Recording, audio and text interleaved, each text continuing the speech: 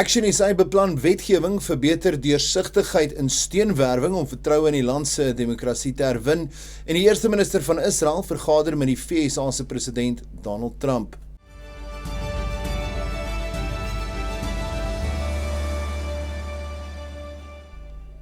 Goeiemiddag, dit is tyd vir Pretoria FM se visuele nuusbulletin in Afrikaans op hierdie 28ste dag van Julie.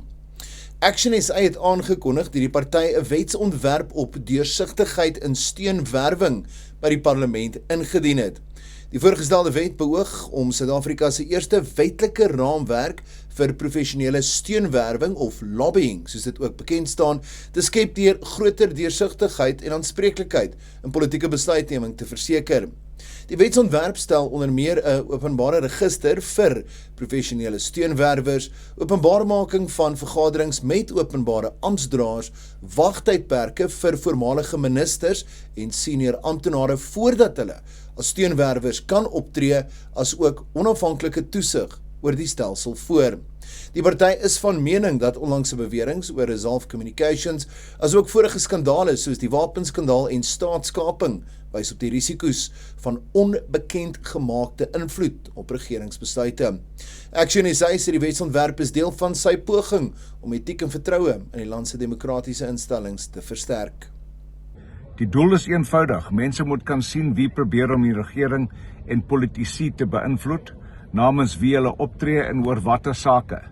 Suid-Afrika het al te veel skandale gesien. Die informasieskandaal voor 1994 en na 1994, van die wapenstransaksie en staatskaping tot die digital vibes en die jongste bewering oor Resolve Communications, waar invloed agter geslote deure uitgeoefen is. Moenie vergeet van Chancellor Haas nie.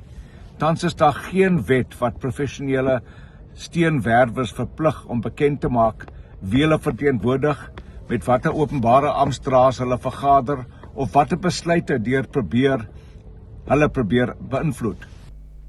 Die nasionale tesourie het aangekondig dat hy 'n bedrag van 7,1 miljard rand wat aan munisipaliteite teruggehou is aan die einde van Julie sal begin vrystel. Die bedrag volg op volgehoue toesig oor 69 betrokke munisipaliteite nadat hul oordragte tydelik opgeskort is weens besware oor die nie-nakoming van die munisipale finansiële bestuurswet. Die tesourie het verlede week bevestig dat 42 van die 69 munisipaliteite wie se fondse teruggehou is, opgehef het. Hulle het gesê dat 10 munisipaliteite reeds al volle toedelings ontvang het, wat sowat 1,7 miljard rand beloop.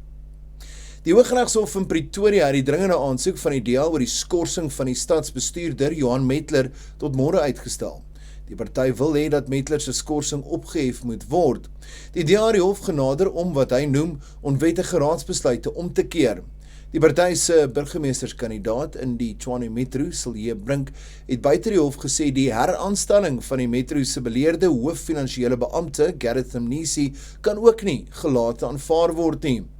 Die Tshwane Metro Raad het op 9 Julie ten gunste daarvan gestem om Metler voorlopig te skors, hangende 'n onafhanklike ondersoek na onder meer beweerde wanadministrasie en ongeruimthede met betrekking tot die aanstel van senior amptenare. Die DA meen hy sal onverskrokke veg vir die 13 stemme wat in tye van die stemproses nie erken is nie. Die Israeliese eerste minister Benjamin Netanyahu het vroeër vandag in die Withuis met die Amerikaanse president Donald Trump vergader. Dit is die twee staatshoofde se eerste persoonlike ontmoeting sedert die oorlog met Iran op 28 Februarie vanjaar uitgebreek het. Iran was ook die hoofonderwerp van die besprekings. Die twee leiers het ook die situasie in Gaza, die implementering van die ooreenkoms tussen Israel en Libanon en die uitbreiding van die Abraham-ooreenkomste bespreek. Die hoof van openbare skakeling by Solidariteit, Jaco Kleinhans, meen die besoek dui onder meer daarop dat die bondgenote steeds saamwerk.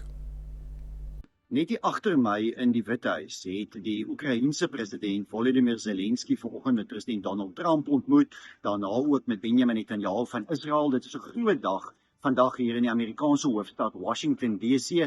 Natuurlik die begrafnisdiens van senator Lindsey Graham, maar ook 'n baie belangrike geleentheid in beide die Midde-Oosterse en Oekraïense konfliksituasies. Hierdie twee Withuisontmoetings is van reuse belang, geopolities, natuurlik die Midde-Oosterse konflik wat op een of ander manier tot 'n einde moet kom, Israel wat 'n belangrike rolspeler daarin is, maar ook die oorlog in Oekraïne wat nou verband en verweef is in geopolitiese vraagstukke oor Rusland, China, Iran, die verhoudinge tussen hierdie lande en Trump wat hierdie belangrike ontmoetings vanoggend hier gehad het, baie hoë vlakke van sekuriteit in die Amerikaanse hoofstad en 'n groot vraag oor Amerikaanse steun in die toekoms in Oekraïne. Dit lyk of daar groter kanse daarvoor is en dan natuurlik die vraag oor of vredesonderhandelinge met Iran hierdie week sal hervat.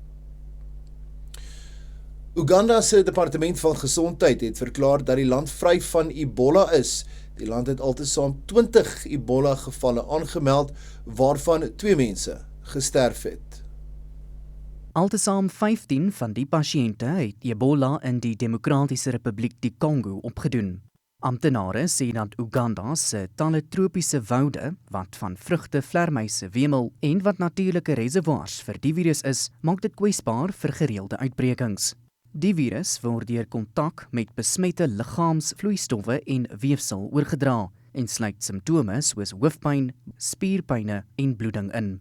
Intussen sê die Internasionale Federasie van die Rooi Kruis en Rooi Halfmaan Verenigings dat die Ebola-uitbreking in die DRK nog nie sy kruin bereik het nie.